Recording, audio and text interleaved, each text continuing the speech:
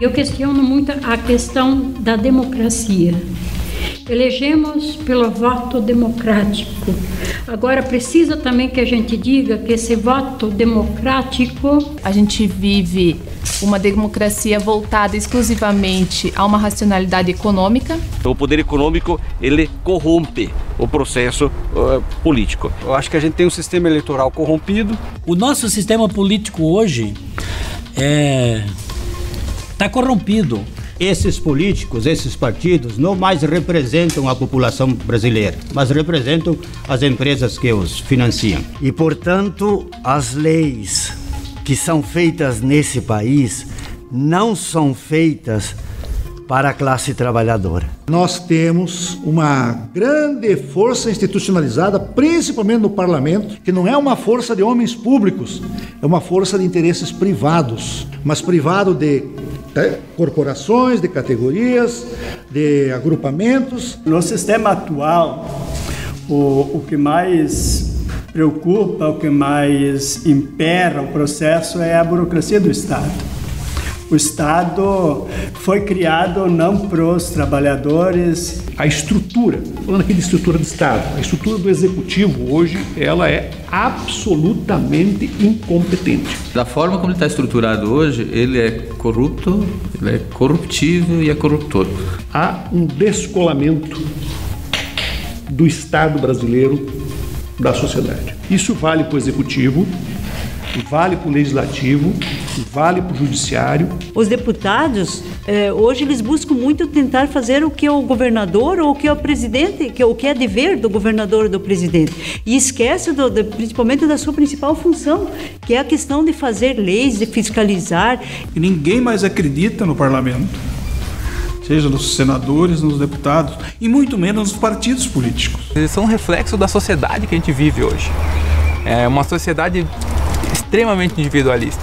E esse modelo, ele está ultrapassado e ele não consegue representar a classe trabalhadora. A representação do capital está muito bem servida aí dentro.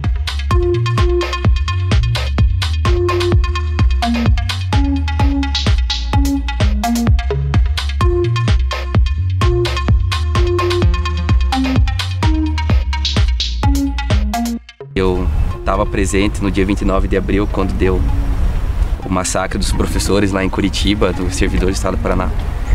E a primeira coisa que veio na minha cabeça quando eu vi aquelas bombas sendo jogadas por helicóptero em cima da gente foi: os poderes não são independentes e autônomos entre si.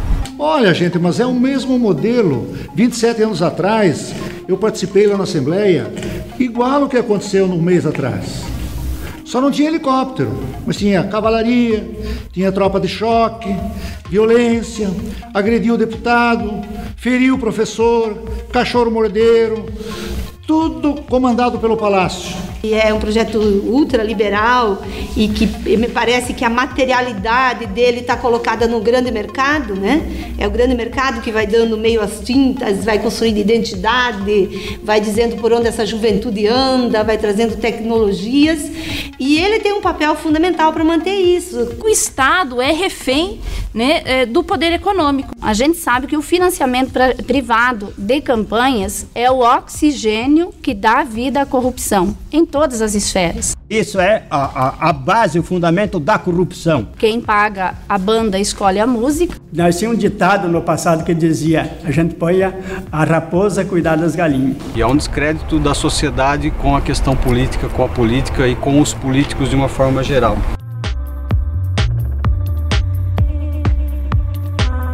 Desvio de recursos públicos, muitas vezes para enriquecimento, para manutenção de poder. É o financiamento empresarial de campanha, que é o que mais me incomoda. Emenda parlamentar é uma forma de criar corrupção na política. É uma forma do deputado ter a comunidade no cabresto. Um deputado tem 15 milhões por ano de dinheiro público para oferecer alguma coisa para a comunidade, para depois ter um retorno que é o voto. A questão das emendas parlamentares muitas vezes é o que sustenta o fazer política de um político. É um agrado aqui, outro ali, mas que não mexe com a estrutura.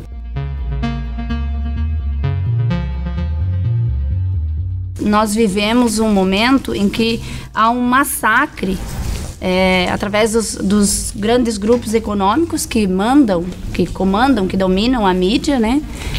Em relação às lutas da classe trabalhadora. Ela manipula a informação, ela coloca a informação como ela quer. A mídia, com o desejo, né, de atingir, né, o PT, os partidos de esquerda, o governo federal, atingiu a política na essência.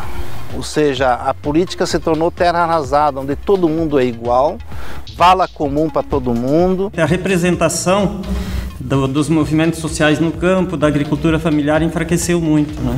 Seja dos dirigentes, seja da representação política. E nesta terra arrasada prevalece o aspecto financeiro, né, das campanhas e ainda o aspecto aventureiro, né?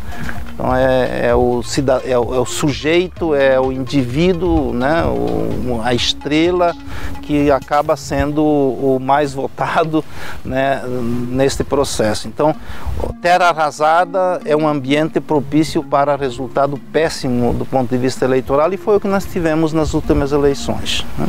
Aí a gente vê a bancada ruralista com quase 200 deputados, e nós da agricultura familiar e reforma agrária, quantos temos? E aí se reproduz também nas bancadas estaduais, se reproduz nos municípios.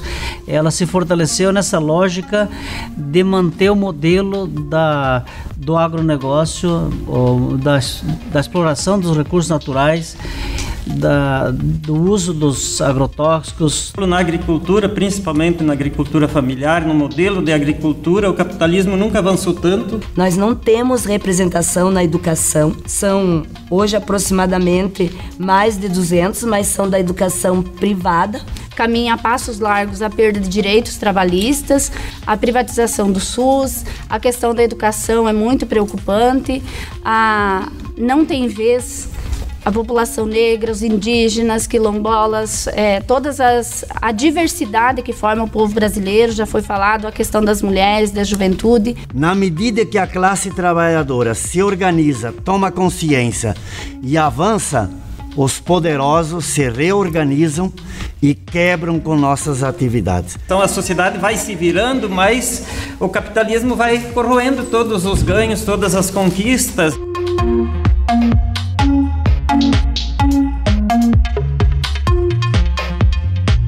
Você tem uma estrutura de Estado a nível federal que é arcaica, atrasada, incompetente e se repete a nível dos estados federados, e nos municípios é daí para pior. E aí, quando a gente acaba entrando para esse espaço do poder, enquanto trabalhadores conseguem, né, colocar os nossos companheiros lá dentro desse espaço do parlamento ou outras instâncias, inclusive do executivo, eu acho que essa identidade de classe muitas vezes acaba sendo absorvida e perdida nesse conjunto do sistema. Você tem um parlamento com 513, acho que somados deputados federais é 513 hoje, entendeu? Somado Senado junto, entende? Que funciona com mais ou menos uns 50 a 80. O resto não existe. Tem gente que passa lá um mandato inteiro e nunca abriu a boca. Aliás, nem vai lá. Somadas as comissões que funcionam, que são 3 ou 4, não chega a 100 parlamentares. Nossos representantes, né, acabam tendo esse desvínculo, né, da base social, da classe em si, e se perdem dentro do sistema institucionalizado. Acaba saindo fora do que era o debate de fato, né, de explicitar esse conflito de classes e atender ao interesse da classe trabalhadora. Aí eu pergunto, isso vale para o Estado também, que tem experiências estaduais, e vale para os municípios também. Precisa um parlamento com este desenho para ser democrático? Me parece que não.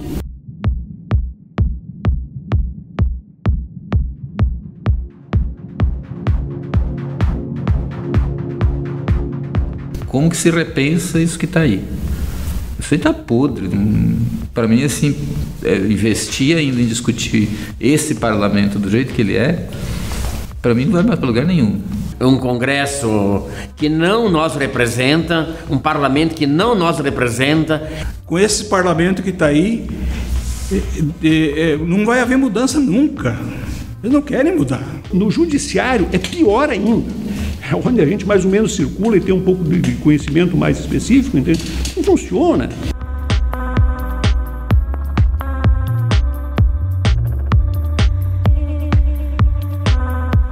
Não dá para imaginar que essa estrutura do Estado vai dar conta. Então me parece que a estrutura do Estado brasileiro ou ela repactua ou ela vai cada vez ficar mais longe da população em geral e as pessoas vão tomando outro jeito de caminhar.